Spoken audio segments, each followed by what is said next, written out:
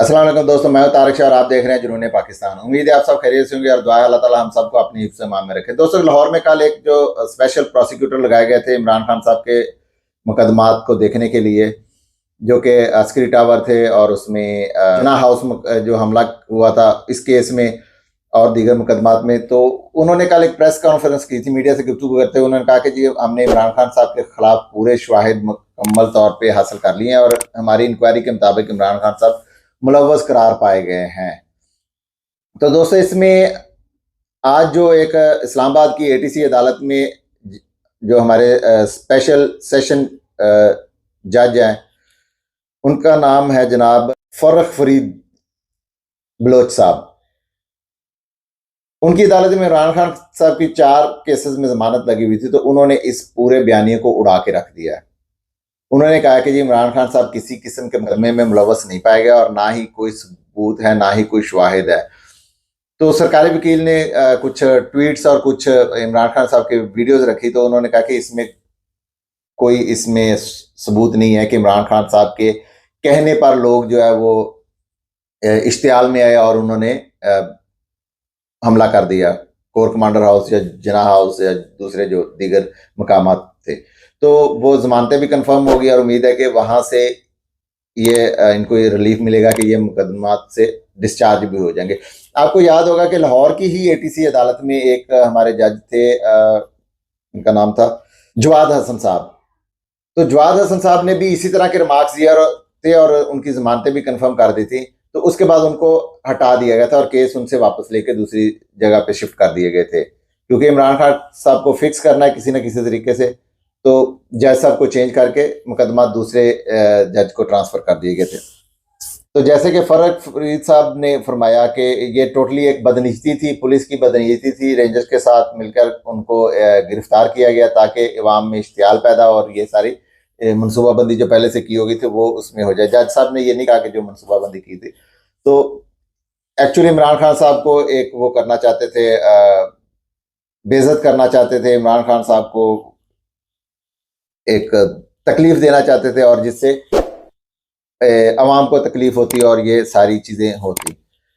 तो वहाँ से तो ये रिलीफ मिल गया इमरान खान साहब को और देखते हैं आगे जो मजीद मुकदमा चलते हैं उसमें क्या होता है। 9 मई के हवाले से एक और खबर है कि ये जो हमारी पंजाब की गवर्नमेंट है, केयर टेकर गवर्नमेंट, इन्होंने नई जेआईटी बना दी है। अच्छा, यहाँ पे ये चीज़ देखी जाती है, जो पहले जेआईटी और उसके जो प्रोसिक्यूटर साहब हैं वो कल कहते हैं कि हमने तफ्तीश मुकम्मल कर ली और इमरान खान साहब इसमें मुलव्वस पाए गए हैं। तो आज फिर नई जेआईटी क्यों बनाई है? क्या वो झूठ था? और जो आज नई जेआईटी बनी है उन्हीं मुकदमात के लिए दोबारा से जेआईटी बनी है, वो क्यों बनी है? इसका मतलब है कि कल जो प्रोसिक्यूटर साहब जो कह के गए हैं वो टोटली गलत था, उसमें कुछ भी नहीं मिलने वाला था। तो एक दोबारा से तहकीकात शुरू करेंगे। अब किस तरफ मामला जाते हैं अल्लाह बेहतर जानता है। अच्छा दोस्तों, इस्लामाबाद सेशन कोर्ट में आज जो इमरान खान साहब के तोशा खाना की, जैसे कि आप कल बताया था कि जुमा के बाद ख्वाजा आरा साहब नहीं आए थे, तो आज से जब दोबारा समाज शुरू हुई तो ख्वाजा आरा साहब आज फिर नहीं आए। तो जो हमारे दूसरे वकील थे तो उन्होंने हाजिरी से इस्तिस्ना की दरख्वास्त दे दी और इमरान खान साहब तो वैसे ही पेश नहीं होने थे आज, और वकला आज बहुत बड़ी तादाद में थे। पीटीआई के और गवर्नमेंट के वकला भी बहुत ज़्यादा थे और गवर्नमेंट के जो इस वक्त मोहरे हैं वो भी बहुत ज़्यादा थे। कोर्ट में फुल कोर्ट था, भरा हुआ था। तो इस तरह के मामला जब हो ना तो फिर ज़्यादातर समाअत मुलतवी हो जाती है। लेकिन फिर भी जब दरख्वास्त दी गई तो जज और वकील के दरमियान बहुत तल्ख कलामी हुई, बड़ी गर्मा गर्मी हुई। लेकिन होना यही था कि ये मुलतवी होनी थी और ये मंडे तक के लिए मुलतवी हो गई है। तो अब मंडे को हो सकता है कि इमरान खान साहब यहाँ पेश भी हो जाए, क्योंकि मैंने आपको बताया था कल के इमरान खान साहब को जो सुप्रीम कोर्ट से रिलीफ मिला था, तो ये उन्होंने एक हमारे नून लीगी दोस्त हैं जो कि पहले इसमें जब इनकी पहले गवर्नमेंट थी तो उसमें वो एक वजीर भी रह चुके हैं। हम अभी उनका नाम डिस्क्लोज नहीं कर सकते क्योंकि हमारा ये चैनल भी नया है और हम लोग अभी ये चीज़ें किसी को नाराज़ भी नहीं कर सकते, लेकिन आगे जाके हम बताएंगे ज़रूर और उनका जो छोटा सा इंटरव्यू है वो भी हम आपको सुनाएंगे।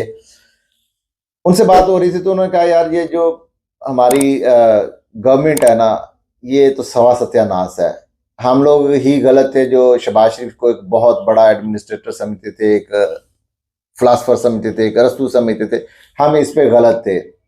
लेकिन जो पीछे जो इमरान खान साहब की जो 4 साल की गवर्नमेंट थी, पौने 4 साल की, ये बिजनेस के लिहाज से, बाकी उन्होंने बड़ी बातें भी की, लेकिन एक उन्होंने कहा कि बिजनेस पॉइंट ऑफ व्यू से जो है ना, ये बेस्ट दौर था पाकिस्तान में। वो खुद भी एक बहुत बड़े बिजनेसमैन है।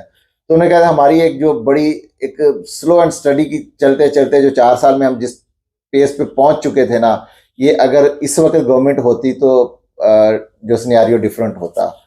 तो अब उस उन्होंने जो लास्ट जो एक चीज हमें मेंशन की कि ये जो गवर्नमेंट है ना, ये अब अपने असासाजात बेच बेच के उस पर गुजारा कर रही है, और कुछ पेट्रोल की प्राइसेस बढ़ा दी, फिर बिजली की प्राइसेस बढ़ा दी। बिजली से याद आया, हम आपसे माजूर चाहते हैं, 2 दिन पहले हमने आपको एक न्यूज दी थी कि 5 रुपए पर यूनिट महंगी हो रही है बिजली। एक्चुअली ये 5 नहीं है, ये 7 आज गवर्नमेंट ने अनाउंस किया, 7.5 पैसे या 10 पैसे। और वही जो हमने बताया था कि 1 जुलाई से प्राइसेस बढ़ेंगी, वो भी कंफर्म किया है। तो 7 रुपए बिजली जो है ना, वो महंगी होने जा रही है। अच्छा, कंटिन्यू करते हैं उन्हीं से ही। तो उन्होंने हमें एक न्यूज़ दी है जो कि अभी आपको मीडिया में नहीं मिलेगी, 2-3 दिन में इस पे बातें शुरू हो जाएंगी। 5 से 7 जो है ना, वो गवर्नमेंट के डिपार्टमेंट हैं जिसमें ये गवर्नमेंट बेचने के लिए जा रही है। उसमें एक ओजीडीसी है, पाकिस्तान पेट्रोलियम है, पाकिस्तान नेशनल बैंक का जो एक डेवलपमेंट फंड होता है वो, फिर उसके बाद गवर्नमेंट होल्डिंग फंड, नीलम झेलम और माड़ीपुर पेट्रोलियम। ये 6-7 गवर्नमेंट जो है ना बेचने की तैयारी कर रही है 2-3 दिन में। इन पे जो है न्यूज़ आपको मिल जाएगी मीडिया पे। अच्छा, आगे चलते हैं। आपको याद होगा एक पीछे एक ड्रामा किया था इन्होंने, मुफ्त आटे स्कीम वाले जो है थी। बेसिकली तो वो एक्चुअली गवर्नमेंट को ऐसा करना नहीं चाहिए था, लेकिन उन्होंने अपनी तशहीर तो चाहते हैं, वो करने के लिए पहले तो अरबों रुपए के इश्तहार दिए मीडिया को, और उसके बाद फिर जो लोगों को लंबी लंबी लाइनें, कितनी उसमें जाना ज़ाया हुई और कितने लोग बेचारे शहीद हो गए आटा लेने के चक्कर में। 10 किलो 20 किलो आटा लेने के चक्कर में पूरी अपनी जान ज़ाया कर देते थे, भगदड़ की वजह से, गर्मी की वजह से। उस वक्त गर्मी नहीं थी, लेकिन फिर भी लोग फौत हो रहे थे। अल्लाह ताला उनको जन्नत नसीब करे। अच्छा, उसमें नैब ने आज ना एक इंक्वायरी शुरू की है 20 अरब रुपए करप्शन की। आपको याद होगा कि शायद खकान अब्बासी साहब ने 26 अरब रुपए हमें बताए थे कि इसकी करप्शन चोरी हुई है। तो उस वक्त सारे वावेला मच गया था कि ये तो छोड़ गए हैं नून लीग, या नून लीग से हट के हैं, तो इस वजह से जो है ना इनका ये कर रहे हैं। तो ये प्रो इमरान खान न्यूज़ दे रहे हैं। लेकिन आज इन्हीं की गवर्नमेंट ने, इन्हीं के नैब ने आज उस पर तहकीकात शुरू कर दी है 20 अरब रुपए की रकम से। अब देखिए, टोटल था 76 बिलियन रुपीज। 76 अरब रुपए में से 26 अरब शायद खकान अब्बासी ने बताया, लेकिन 20 अरब की तहकीकात शुरू हुई हैं। तो अब 26 को ही लेके चलते हैं। तो 76 में 26 निकालने, अब देखें किस लेवल की करप्शन होती है। तो जो अरबों रुपए के कारोबार जो इनके बन गए हैं, वो ऐसे नहीं बन गए। लेकिन ये एक्चुअली नैब अभी क्या करेगा कि ये इसको इंक्वायरी को 2-4 दिन या 2-4 हफ्ते चला के इसमें गवर्नमेंट को बरिजुमा कर देगा, और बाकी जो है ना वो गोलमोल चीजें करके फाइल बंद हो जाएगी। आगे चलते हैं, अल्लाह ताला हम पर रहम करे, क्योंकि मामला तो सही नहीं है। गवर्नमेंट के सारे जो असासा जाते हैं वो बिक रहे हैं, और कर्जे पे कर्जा चढ़ता जा रहा है। अच्छा, एक बड़े दुख वाली बात आपसे शेयर करनी है। इंतहाई घिरी हुई हमारा जो माशरा किस तरफ जाता जा रहा है, और हमारे वो लोग जो एक बड़े बड़े इदारों में बड़े बड़े ओहदों पे बैठकर आके इस तरह की हरकतें करते हैं ना, तो बड़ा दुख होता है।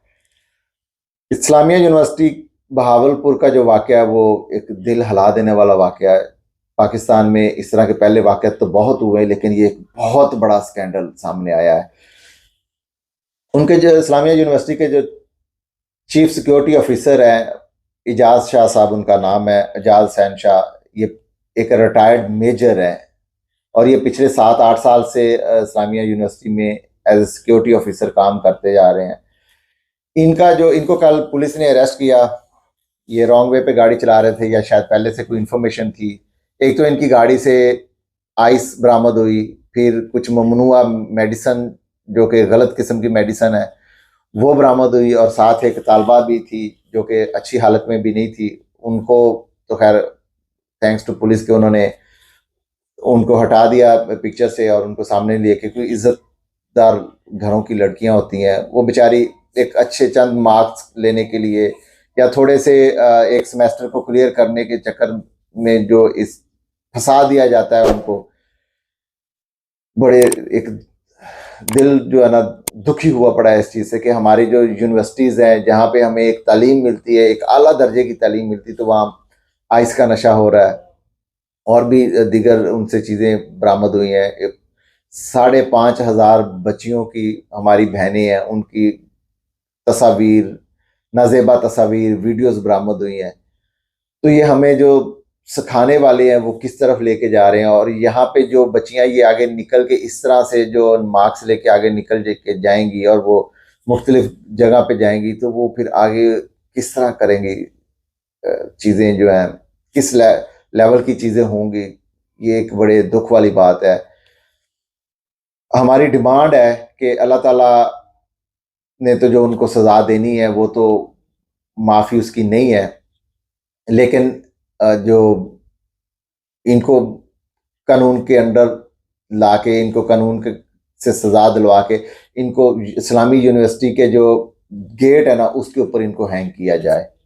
और पुलिस से एक रिक्वेस्ट है, एक मिन्नत है कि जो आपको एविडेंस मिले हैं उनको ज़ाया ना होने दें ताकि इनको सज़ा मिल सके, और जो तस्वीर और जो वीडियोज़ है ना उनको आप डिलीट करवा दें, उनको आप, ताकि एक इज़्ज़तदार औरतें, बच्चियां जो है हमारी, उनकी इज़्ज़त किसी के हाथ में ना जाए जो कि नीलाम बाद में जिस पे कोई गलत इस्तेमाल किया जाए। दोस्तों एक और चीज़ है, आज एक और वीडियो सामने आई जिसमें कि हमारे पीएम साहब बैठे हैं और पूरी एक उनके एक जाहो जलाल से वो बैठे हैं और एसी चल रहे हैं, सब कुछ चल रहा है, और वहाँ पे इस साथ वाली वीडियो में हमारे जो एक हॉस्पिटल की वीडियो जो डॉक्टर हजरात ने लीक की है कि उनका जनरेटर तक नहीं चल रहा, बिजली तो है नहीं और जनरेटर भी नहीं चल रहा क्योंकि उसमें पेट्रोल या डीजल नहीं है, और वो ऑपरेशन नहीं कर सक रहे। 3 ऑपरेशन कर रहे थे तो जनरेटर बंद हो गया। और नीचे उन्होंने जो वीआईपी वार्ड थी जिसमें वीआईपी ट्रीटमेंट होता है, उनका जनरेटर की उन्होंने बाकायदा तौर पे सबूत दिया कि वो चल रहा है, लेकिन ये जो ऑपरेशन थिएटर का ये बंद हो गया है। अल्लाह हमें इन मुसीबतों से निकाले बहुत जल्द। एक और चीज़ आपसे डिस्कस करनी थी कि गवर्नमेंट ने आज ऑफिशियली तौर पे अनाउंस कर दिया कि 1,26,00,000 पाकिस्तानी ओवरसीज इस वक्त हो चुके हैं, जो कि 95 थे जब इमरान खान साहब की गवर्नमेंट थी। तो मैं अपने ओवरसीज भाइयों से भी दरख्वास्त करता हूँ कि यार हम 1,26,00,000 हैं, हम एक महीना अगर रेमिटेंस नहीं भेजते ना तो ये गवर्नमेंट घुटनों पे आ जाएगी। इनके वैसे तो कुछ दिन ही रह गए हैं, 2 हफ्ते या 3 हफ्ते रह गए हैं, लेकिन कोई भी आगे जो गवर्नमेंट आती है तो हम ये एहतजाज इस तरह का कर सकते हैं कि हमें सिर्फ हमारा वोट का हक दिया जाए, या फिर एक और तरीका हम करते हैं कि हमारे जो जिस तरह अरशद शरीफ का कत्ल का मुकदमा नहीं दर्ज हो रहा था, तो हम लोगों ने ओवरसीज से या लोकल हमारे जितने भाई हैं पाकिस्तानी, उन्होंने दरख्वास्त दी थी और लेटर लिखते थे चीफ जस्टिस साहब को। तो इस तरह का कोई करें कि हमें जो है ना वोट का हक मिले। और पाकिस्तानी जो आप बैठे हुए ना, खासकर जो नौजवान है, 9 करोड़ नौजवान वोटर है, आपको वोट के लिए निकलना पड़ेगा जब भी इलेक्शन होता है, क्योंकि पाकिस्तान का मुकद्दर बदलना है तो आपको निकलना पड़ेगा। और मुहर्रम का महीना है, मुहर्रम के महीने में एक जो हमारे 9-10 मुहर्रम को वाक़या हुआ, यजीद के आगे सर नहीं झुकाया हमारी हज़रत इमाम हुसैन अलैहिस्सलाम ने। एक्चुअल क्या था, अगर आप आज के वर्ड में ले जाएं तो इमाम हुसैन से भी वोट ही मांगा था, तो उन्होंने यजीद के आगे झुकने से इनकार कर दिया और वोट उनको नहीं दिया। तो आज के यजीद को आप लोग वोट ना दें और जो हक पे खड़ा है उसके साथ खड़े हुए और वोट करें पाकिस्तान के लिए। पाकिस्तान जिंदाबाद।